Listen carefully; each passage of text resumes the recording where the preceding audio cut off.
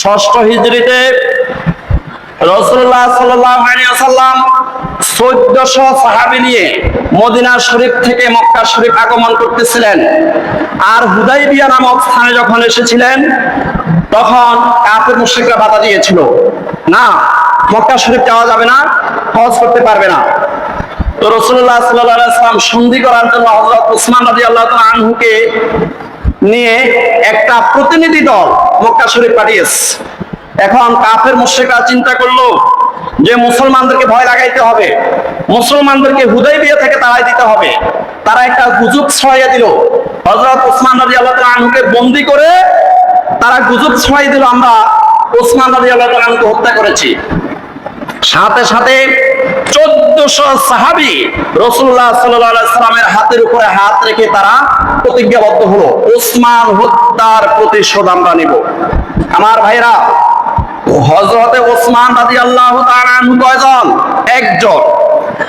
আর ওসমান রাদিয়াল্লাহু তাআলা আনহু রক্তের বদলা নেওয়ার জন্য শপথ গ্রহণ করেছে 1400 সাহাবী। আর আজকে ভারতের নব্য ফেরাউন শুভেন্দু কসাই সে হাজার হাজার মুসলমানদেরকে হত্যা করতেছে, আমাদের কোনো অনুভূতি নাই। একটাই কারণ, আমরা ছোটখাটো বিষয়গুলো নিয়ে আমরা মুসলমান বিভক্ত হয়ে আছি। আল্লাহ পাক রব্বুল আলামিন বলেন, ইন্নাল্লাযীনা ইউবাইউনাকা ইন্নামা ইউবাইউনাল্লাহা ইয়াদুল্লাহি ফাওকা আইদিহিম ফামান নাকাসা ফাইন্নামা ইয়ানকুসু আলা নাফসিহি ওয়ামান আওফা বিমা আহাদা আলাইহুল্লাহ ফাসায়ুতিহি আজরান আযীমা। সূরা ফাতহা আয়াত নম্বর 10। আল্লাহ রাব্বুল আলামিন বলেন, ইন্নাল্লাযীনা ইউবাইউনাকা, ও নবী সাল্লাল্লাহু আলাইহি ওয়াসাল্লাম, আপনার হাতে হাত রেখে এই হুদাইবিয়াতে 1400 সাহাবী যে প্রতিজ্ঞাবদ্ধ হয়েছে, তারা যে বায়াত গ্রহণ করেছে, ইন্নামা ইউবাইউনাল্লাহ, আসলে প্রকৃতপক্ষে আল্লাহ রাব্বুল আলামিনের কুদরতি হাতে হাত রেখে তারা বায়াত গ্রহণ করেছে।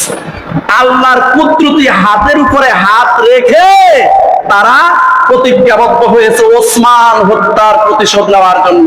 ইয়াদুল্লাহি ফাওকা আইদিহিম, তাদের হাতের উপরে, এই 1400 সাহাবীর হাতের উপরে স্বয়ং আল্লাহ রাব্বুল আলামিনের কুদরতি হাত রয়েছে। ফামান নাকাসা ফাইন্নামা ইয়ানকুসু আলা নাফসিহি, এই শপথ গ্রহণ করার পরে কোন মুমিন মুসলমান যদি শপথ ভঙ্গ করে তাহলে সে নিজের নফসকে জ্বালিয়ে পুড়িয়ে সারখার করে সে জাহান্নামে নিক্ষেপ করেছে।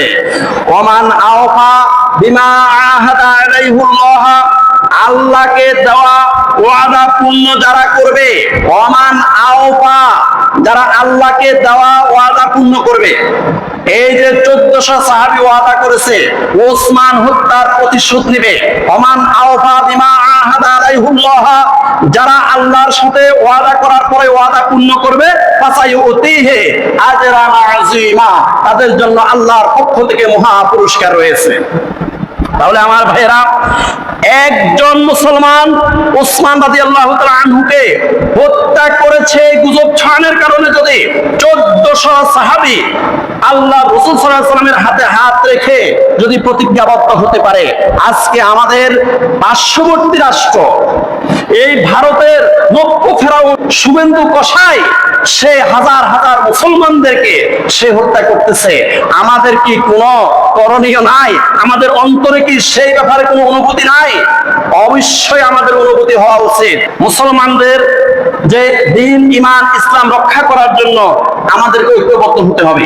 এজন্য আল্লাহ রাব্বুল আলামিন বলেন, ইয়া আইয়ুহাল্লাযীনা আমানু মাইয়ারতাদ্দা মিনকুম আন দীনিহি ফাসাওফা ইয়াতিল্লাহু বিকওমিন ইউহিব্বুহুম ওয়া ইউহিব্বুনা আযিল্লাতিন আলাল মুমিনিনা আ'ইজ্জাতিন আলাল কাফিরিন ইউজাহিদুনা ফি সাবিলিল্লাহ ওয়া লা ইয়াখাফুনা লাওমাতা লাইম যালিকা ফাদলুল্লাহি ইউতিহি মান ইয়াশাউ ওয়াল্লাহু ওয়াসিউন আলীম। সূরা মায়েদা আয়াত নম্বর 54। আল্লাহ রাব্বুল আলামিন বলেন, ইয়া আইয়ুহাল্লাযিনা আমানু, হে ঈমানদার বন্ধুরা, ও ঈমানদার বান্দারা, মাইয়ার তাদ্দা মিনকুম আন দীনিহি, তোমাদের মধ্য থেকে যারা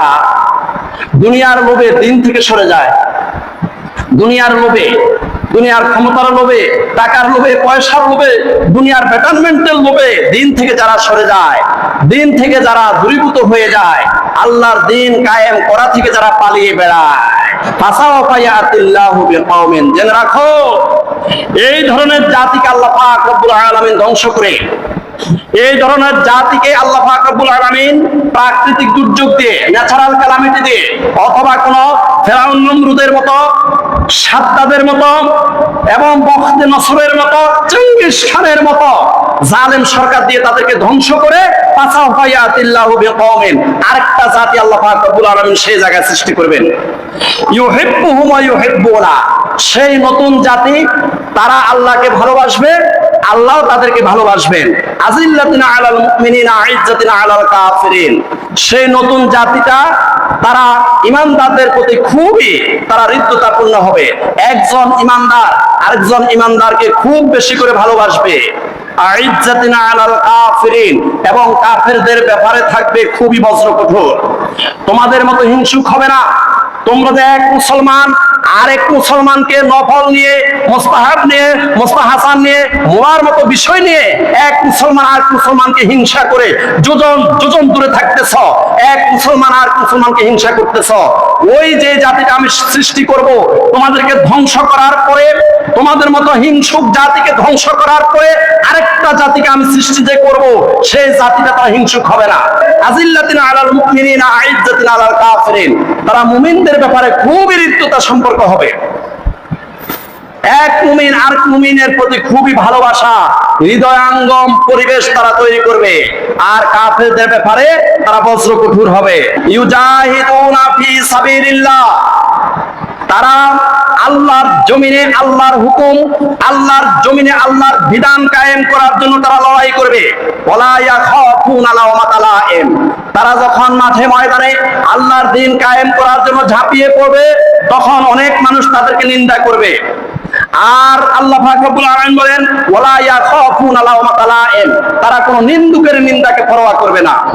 যালিকা ফাদলুল্লাহ, এটা হলো সবচেয়ে বড় সফলতা, এটা হলো সবচেয়ে বড় আল্লাহর নিয়ামত, যে তারাও আল্লাহকে ভালোবাসবে, আল্লাহ তাদেরকে ভালোবাসবে।